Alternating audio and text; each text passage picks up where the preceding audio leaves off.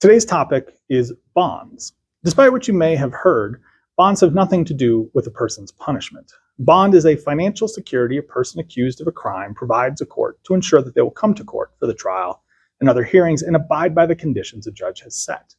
When a defendant is charged with a crime, by law, they must be admitted to bond, the only exception being capital offenses, ones punishable by the death penalty. Being admitted to bond means that either the defendant is released on their own recognizance or a monetary amount is set.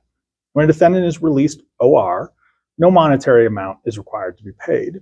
When a monetary bond is set, a person has three options: deposit cash, including a check or card, pledge real estate, or use a bondsman. If a defendant deposits cash or pledges real estate, they'll get that back at the end of the case if they abided by conditions.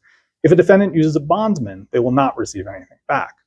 Bondsmen usually charge approximately 10% of the amount of the bond for their service. Bondsmen provide the court a surety bond, which is basically an insurance policy, saying that they will bring to the court either the defendant or cash in the amount of the bond. If a defendant fails to appear for court, the court notifies the bondsman, who has 90 days to provide the defendant or cash. The greater the amount of the bond, the greater the motivation for the bondsman to find the defendant.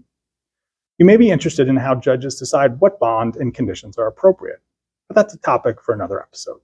Stay tuned.